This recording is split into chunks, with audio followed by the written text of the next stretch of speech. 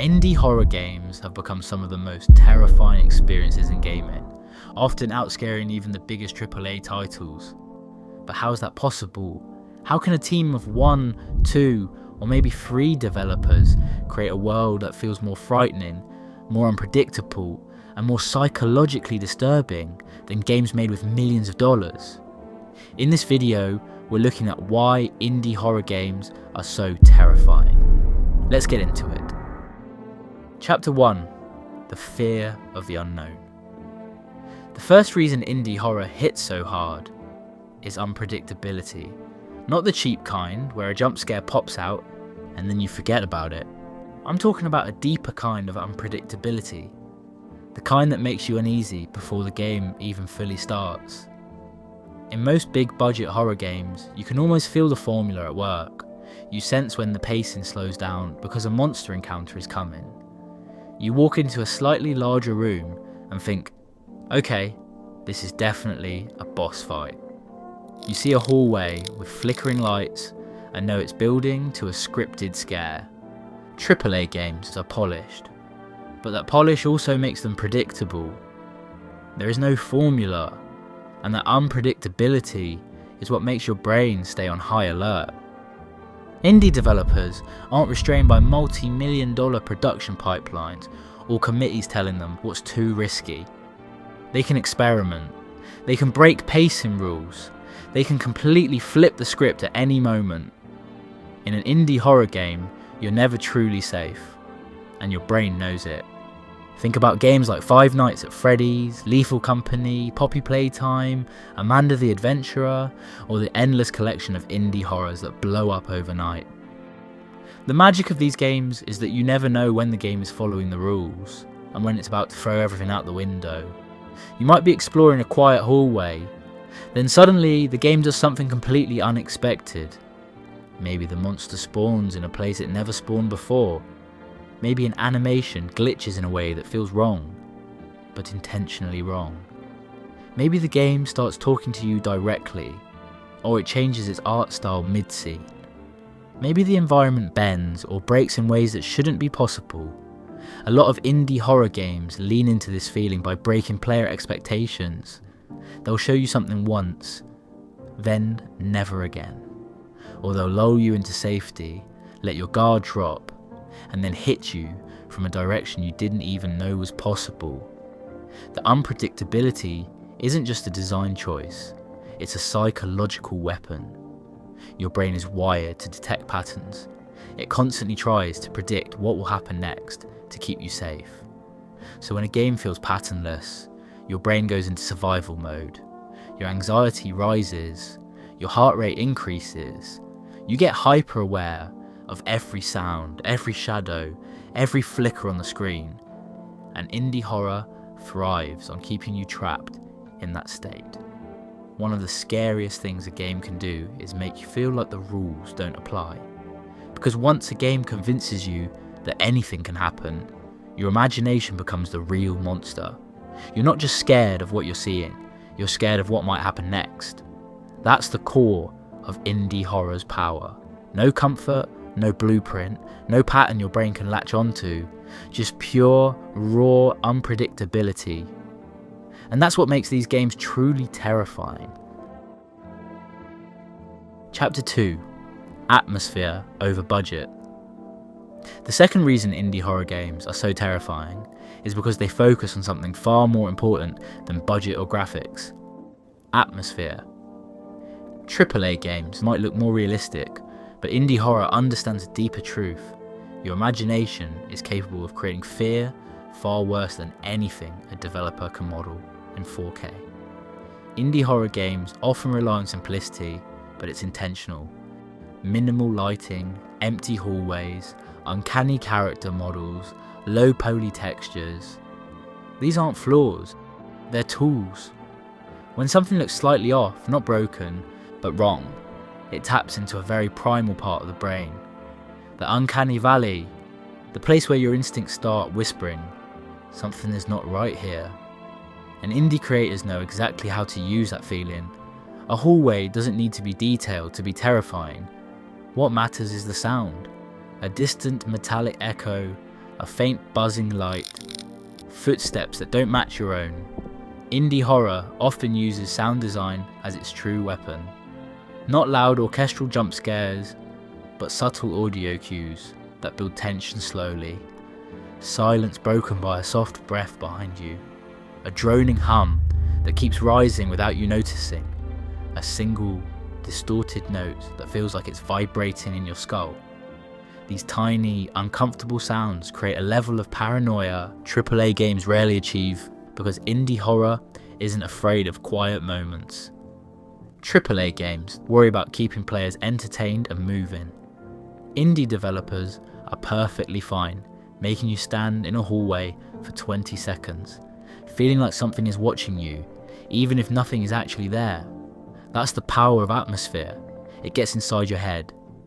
Indie horror also uses limited visibility in clever ways. Small rooms, tight corridors, thick shadows. You never see the full picture. You see just enough to feel danger, but not enough to understand it. And when your brain has missing information, it fills in the blanks with the worst thing it can imagine.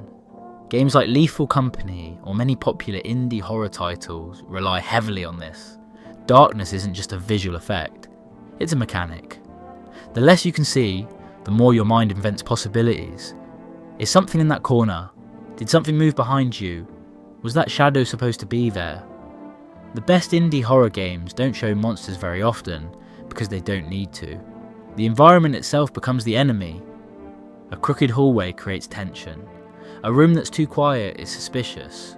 A door that slowly creaks open by itself is more effective than any jump scare could ever be. Indie horror makes you fear everything. And because indie developers don't rely on massive teams or complex technology, they pour their creativity into tiny details that stick with you long after you stop playing. The flicker of a CRT screen, the offbeat rhythm of footsteps, the way a character stares just a second too long. Atmosphere is the soul of indie horror. It turns the simplest environments into unforgettable nightmares.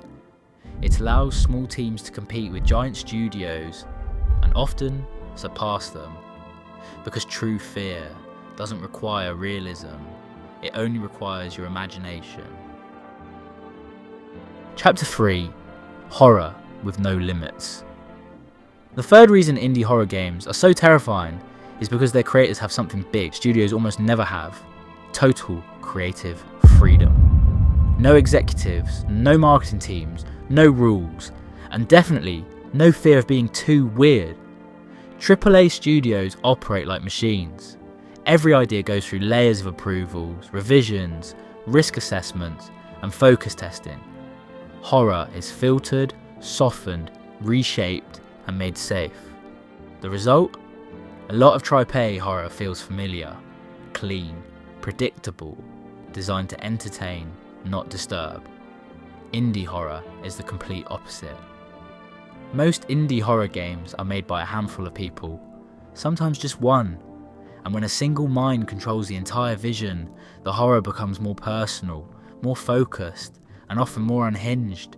You're not playing a product, you're stepping into someone's imagination with no buffer in between. This freedom is what allows indie devs to explore ideas that would never survive inside a corporate environment. They can bend genre rules, mix tones, break the fourth wall, distort reality, or throw you into scenarios that feel genuinely unsettling because they aren't meant to please anyone, only to express the creator's idea of fear. They can make horror that's surreal, uncomfortable, or psychologically invasive.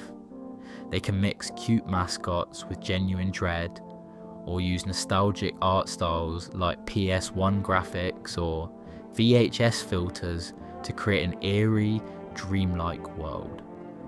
They can ignore traditional game structure completely. No tutorials, no guidance, no clear objectives, forcing you to figure things out in a way that builds tension naturally. Games like Poppy Playtime and The Manda the Adventurer show how indie devs take risks with tone and storytelling. They blur the line between innocent childhood aesthetics and deeply disturbing undertones. They make environments feel alive, aware, and hostile.